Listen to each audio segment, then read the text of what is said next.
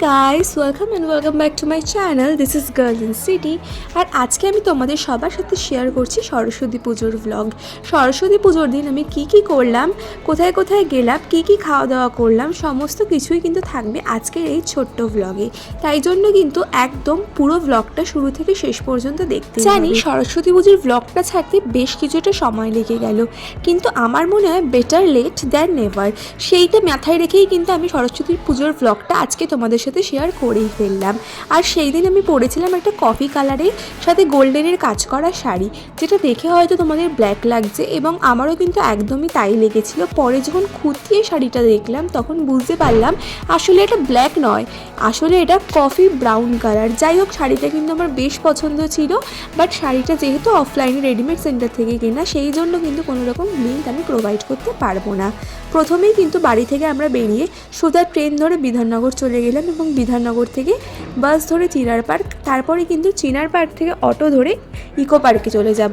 যদিও বা আমাদের বাড়ির থেকে কিন্তু মধ্যমগ্রামের রুটটা ধরে ইকো পার্কে গেলে একটু সহজ হয়, বাট যেহেতু আমাদের এক বান্ধবী ওদিক থেকে আসবে বা বিধাননগরের দিক থেকে আসবে, সেই কারণেই কিন্তু আমরা বিধাননগরের রুটটা ধরেছি। যাই বলো তাই বলো, বিধাননগরে কিন্তু সোম থেকে রবি প্রত্যেকটা দিন এরকমই ভিড় থাকে। মানে রোজ আমি কলেজে যাই যখন, তখনও কিন্তু এরকমই ভিড় দেখি। এবং সরস্বতী পুজো ছিল কিন্তু রবিবার, সেদিনও কিন্তু সেম রকমের ভিড় ছিল বিধাননগর স্টেশনে।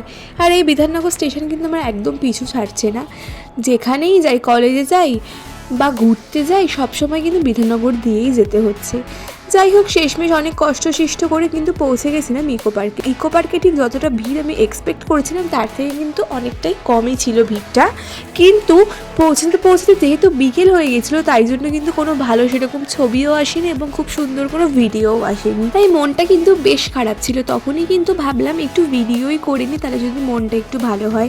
যদিও বা এই করতেই কিন্তু বিকেল হয়ে গেল, মানে কয়েক ঘন্টার মধ্যেই কিন্তু বিকেল হয়ে গেল বলতে পারো। এবং বিকেল হওয়ার পর কিন্তু চারিদিকটা বেশ আলো ছিল, আর আমাদেরও কিন্তু অনেকটাই খিদে পেয়ে গেছিলো। তাই জন্য ভাবলাম একটু স্ন্যাক্স খেয়ে নেওয়া যাক। প্রথমে চলে গেছিলাম ওয়াও মোমোতে, যেখানে কিন্তু অনেক কিছুই ছিল না। তাই জন্য পাশেই ঠিক আরেকটা অন্য স্টল ছিল বা দোকান ছিল, সেখানে গেলাম কি খাবার আছে দেখার জন্য। সেখান থেকে কিন্তু স্যান্ডউইচ নেওয়া হয়েছিল এবং স্যান্ডউইচগুলো কিন্তু ছিল বেশ টেস্টি। আর আমি এখানে নিজের স্যান্ডউইচের পাশাপাশি কিন্তু আমার ফ্রেন্ডসের স্যান্ডউইচও ট্রাই করে দেখছিলাম, বিকজ আমরা সবাই কিন্তু মোটামুটি আলাদা আলাদা রকমেরই স্যান্ডউইচ নিয়েছিলাম।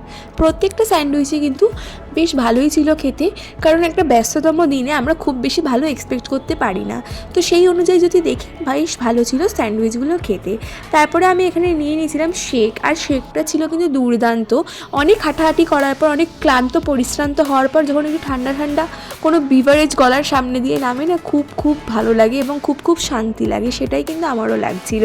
স্ন্যাক্স খাওয়ার পর কিন্তু আবার আমরা একটু এদিক ওদিক ঘুরে নিলাম, কারণ এরপর আমাদের ডিনারের প্ল্যান ছিল। আর অত তাড়াতাড়ি বেরিয়ে কোনো লাভ হবে না, সেই জন্যই ভাবলাম ইকো পার্কের ভিতরেই আবার একটু চারিদিকটা ঘুরে নিই। এমনিতেই ইকো পার্ক আমরা জানি অনেক বড় জায়গা, একদিনে ঘুরে শেষ করা সম্ভব না, আর আমরা তো গেছিলাম কয়েক ঘন্টার জন্য। যাই হোক, তারপর কিন্তু ইকো পার্কে একটু ঘোরাঘুরি করার পর বন্ধ হওয়ার সময় হয়ে গেল, যেটা ছিল রাত 8টা। ওই রকম সময় নাগাদ আমরা ইকো পার্ক থেকে বেরিয়ে চলে আসলাম চিনার পার্কে। এবং চিনার পার্কে আমাদের কিন্তু আজকে ডিনারের প্ল্যান ছিল সিমলা বিরিয়ানিতে। তাও বিরিয়ানি খাওয়ার আগে ভাবলাম একটু ফুচকা খেয়ে নেওয়া যাক। তারপর ফুচকাটা কিন্তু জমিয়ে এনজয় করলাম, দারুণ ছিল ফুচকাটা, মানে জিভে লেগে থাকার মতন ছিল। তারপরে ভাবলাম একটু জুডিওতে যাই। জুডিওতে এমনি গেছিলাম ঘুরতে একটু, কিন্তু ঘোরাঘুরি করতে গিয়ে আবার কয়েকটা বন্ধু সেখান থেকে পারফিউম কিনে নিল আর কিনে নিল ওয়াইপস। সেটাই কিন্তু তোমাদেরও দেখিয়ে দিলাম। আমি কিন্তু কিছু কিনিনি, কারণ আমি ওখানকার কোনো প্রোডাক্ট খুব একটা ইউজ করি না। তারপর শেষমেশ চলে গেলাম সিমলা বিরিয়ানিতে বিরিয়ানি খাওয়ার জন্য। আমার কিন্তু বেশ কয়েকদিনের ইচ্ছা ছিল সিমলা বিরিয়ানি থেকে বিরিয়ানি খাওয়ার, এবং সেই ইচ্ছাটা কিন্তু সরস্বতী পুজোর দিনই পূরণ হয়ে গেছিলো। তবে যতটা এক্সপেক্ট করেছিলাম ততটা কিন্তু ভালো ছিল না বিরিয়ানিটা। বাট আমরা কিন্তু স্টার্টারে নিয়েছিলাম কোনো একটা কাবাব, আমার এক্স্যাক্ট নামটা এখন মনে নেই, তবে টেস্টটা কিন্তু দারুণ ছিল কাবাবটার। যতদূর মনে পড়ছে মালাই কাবাবই হবে ওটা।